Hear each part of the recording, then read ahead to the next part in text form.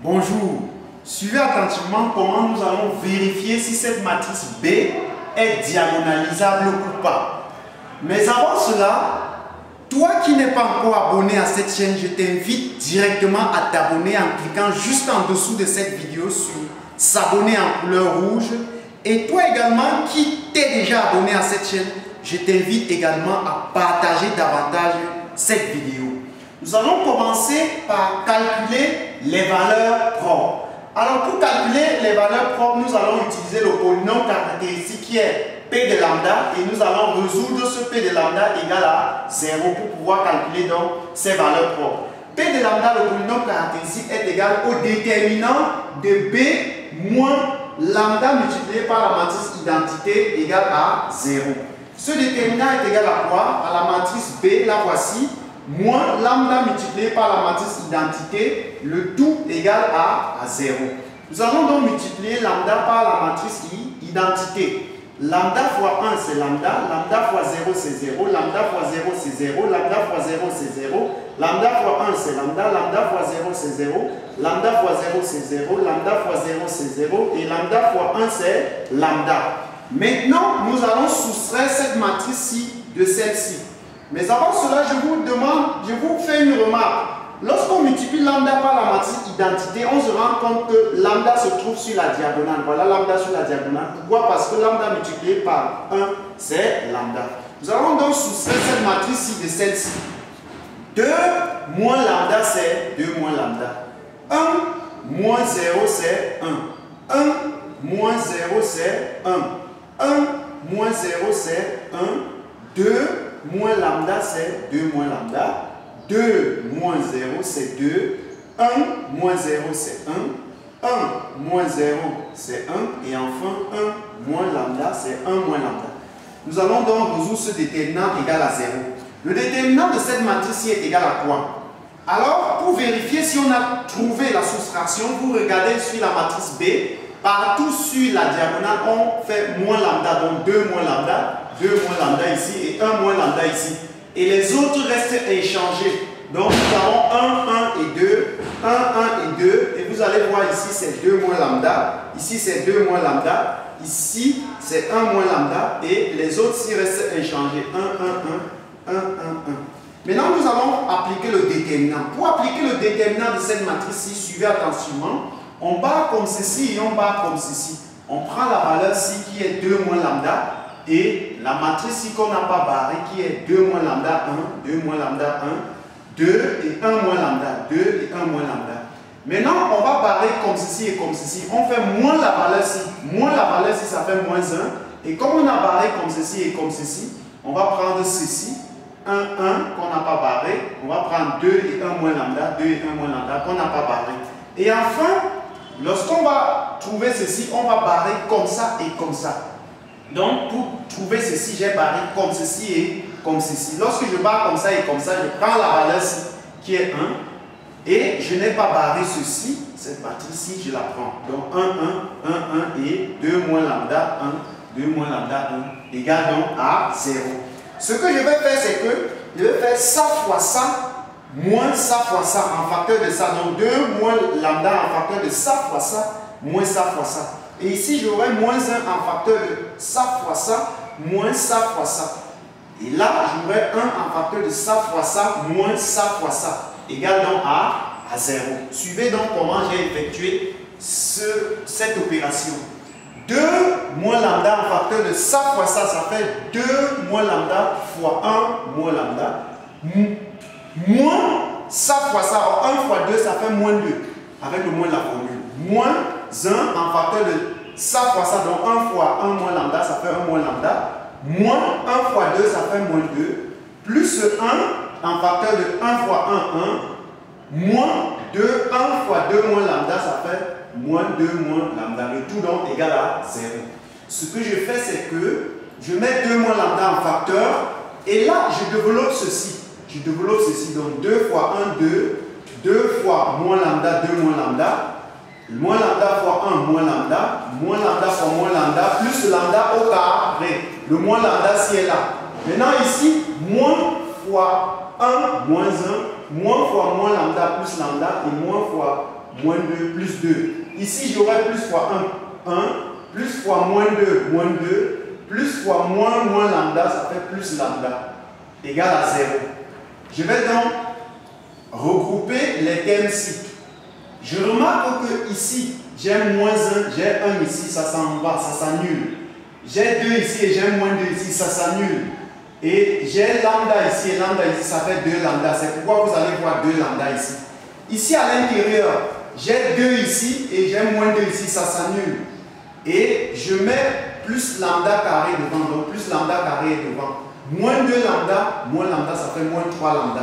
Tout ceci est en facteur ceci, qui est ça, qui est réduit. Donc j'ai réduit ceci, ça m'a donné ceci, est en facteur de 2 moins lambda. Donc j'ai 2 moins lambda, facteur de lambda carré, moins 3 lambda, plus 2, le 2 lambda. Le 2 lambda, si j'ai réduit tout ça, ça m'a donné 2 lambda, égal donc à 0. J'aurai donc 2 moins lambda en facteur de quoi? J'ai lambda carré ici, moins 3 lambda. Je peux donc mettre lambda en facteur. Donc lorsque je mets lambda en facteur, ça fait lambda en facteur de lambda moins 3. Moins 3. Donc si je fais ça fois tout ça, ça me redonne ça. Et puis plus 2 lambda. Lorsque je mets lambda en facteur, je le mets loin devant. Je me rends compte que j'ai un facteur pour moi ici, qui est lambda, et ici également, qui est lambda. J'ai lambda ici, ici. Lorsque je mets ce lambda en facteur, je cache là, ça multiplie ça et ça, donc 2 moins lambda et lambda moins 3. Et puis lorsque je cache ça, j'ai 2 ici. Donc lambda est en facteur de 2 moins lambda, facteur de lambda moins 3, plus 2. Le tout égal à 0. Ce que je fais, j'ai toujours lambda qui est en facteur de, je développe ceci. 2 fois lambda, ça fait 2 lambda. 2 fois moins 3, ça fait moins 6. La moins lambda fois lambda, ça fait moins lambda carré. Moins lambda fois moins 3, ça fait plus 3 lambda. Et plus 2 là, j'ai écrit plus 2 ici. Le tout égal à 0. J'ai toujours mon lambda en facteur. J'ai moins lambda carré, voici moins lambda au carré. J'ai 2 lambda plus 3 lambda, ça me fait 5 lambda. Et moins 6 plus 2, ça me donne moins 4. Le tout égal à 0. Ce que je fais, c'est que je vais appliquer la forme canonique ici pour pouvoir factoriser ce polynôme-ci. Mais avant, il me faut mettre le moins ici en facteur pour pouvoir appliquer la forme canonique. Lorsque je mets le moins ici en facteur, c'est en facteur de lambda carré plus 5 lambda plus 4. Donc si je fais entrer le moins là, je multiplie le moins 1 fois tout ça, ça me redonne ça. Donc j'ai juste mis moins 1 en facteur. Ça fait moins 1 en facteur de lambda carré moins 5 lambda plus 4. Le moins 1 là vient devant le lambda si ça fait moins lambda. En facteur de lambda au carré moins 5 lambda plus 4 égale à 0. Je peux donc appliquer la forme canonique ici. Parce qu'il y a 1 ici. Alors lorsque je vais appliquer la forme canonique, j'ai lambda carré plus 5 lambda plus 4. Je mets le crochet. J'ai toujours mon moins lambda là. Je mets le crochet, je mets la parenthèse. Je mets lambda. Ici c'est lambda au carré. Mais je vais déjà appliquer la forme canonique. Je mets lambda. Je divise ceci par 2 lambda. Ça me fait moins 5 sur 2, parce que lorsque je divise par 2 lambda, les lambda simplifient, le 2 reste, parce que 5 divisé par 2, ça reste. Le tout au carré, le signe si c'est là, le tout au carré moins, je prends ceci, j'élève au carré. 5 sur 2 au carré, ça fait 25 sur 4, plus 4 ici. J'ai donc moins lambda en facteur de lambda moins 5 demi, le tout au carré. Ici, je rends au même dénominateur, je fais moins 25 fois 1, ça fait moins 25. 4 fois 4, ça fait plus 16 sur 4 fois 1, ça fait 4. Alors, moins 25 plus 16, ça va me donner moins 9. C'est ce que je fais ici. Donc, j'aurai toujours mon moins lambda en facteur de lambda moins 5 demi, le tout au carré, moins 9 sur 4. 9 sur 4, le tout égale donc à 0.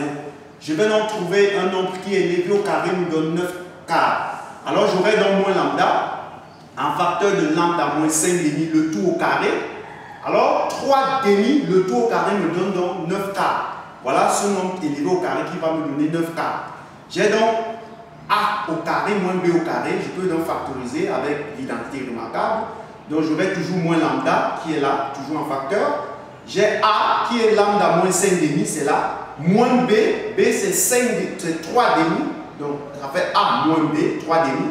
Facteur A qui est lambda moins 5 demi plus B. Donc plus 3 demi, plus 3 demi. Le tout égale donc à 0. J'aurai moins lambda toujours en facteur de lambda. Ici c'est le facteur, c'est le dénominateur commun. Donc le dénominateur commun reste j'ai moins 5 moins 3, ça me donne moins 8. Donc lambda moins 8 demi. En facteur de lambda, j'ai moins 5 plus 3, ça me donne moins 2, divisé par 2 qui est le dénominateur commun. Donc lambda moins 2 sur 2 égale donc à 0. J'aurai donc toujours mon moins lambda en facteur de lambda moins 4. Pourquoi? Parce que 8 divisé par 2 c'est 4. En facteur de lambda moins 2 divisé par 2 c'est 1 égale donc à 0. Pour que ceci soit égal à 0, il faut que moins lambda soit égal à 0. Moins lambda, c'est encore lambda égal à 0. Ou lambda moins 4 égale à 0. Ou lambda moins 1 égale à 0. Alors, on a déjà la première valeur propre qui est lambda 1 égale à 0 à partir de cette équation-ci. Ou lambda 2 égale à 4. Moins 4 traverse l'égalité, ça devient 4. Et lambda 3 égale à 1. Moins 1 traverse, ça devient 1. D'où les trois valeurs propres que nous venons de trouver sont lambda 1 égale à 0, lambda 2 égale à 4 et lambda 3 égale à 1. À partir donc de ces valeurs propres, on peut conclure en disant ceci. Nous avons lambda 1 qui est égal à 0, qui est différent de lambda 2 qui est égal à 4. Nous avons également lambda 1 qui est égal à 0, qui est différent de lambda 3 égale à 1. Et enfin, nous avons lambda 2 qui est égal à 4, qui est différent de lambda 3 égale à 1. Nous remarquons donc que les valeurs propres sont 2 à 2 distinctes. Et lorsque les valeurs propres sont 2 à 2 distinctes, alors la matrice est diagonalisable. Donc la matrice B est bel et bien diagonalisable. En plus de cela, nous pouvons écrire la matrice diagonale. Étant donné que la matrice B est diagonalisable, nous pouvons écrire sa matrice diagonale. La matrice diagonale de B est constituée des valeurs propres sur la diagonale. Voilà ces valeurs propres là sur la diagonale. Donc voilà la matrice diagonale de B avec les valeurs propres sur la diagonale. À partir de cette matrice diagonale, nous pouvons déduire le déterminant de la matrice B, parce que ça c'est sa matrice diagonale qui est D. Nous pouvons déduire le déterminant de la matrice B à partir de sa matrice diagonale en multipliant les valeurs propres entre elles. Donc si on multiplie les valeurs propres entre elles, ça nous donne le déterminant de la matrice B et le déterminant de la matrice diagonale. Donc le déterminant de la matrice B est égal à 0 parce que 0 multiplié par tout nombre c'est 0. C'est encore le déterminant de la matrice diagonale. Et lorsque le déterminant d'une matrice est nul, alors cette matrice n'est pas inversible. Donc à partir du déterminant, on peut montrer si une matrice est inversible ou pas. Donc on peut donc dire que cette matrice B n'est pas inversible. Ça c'est une autre déduction. Je vous remercie et à la prochaine.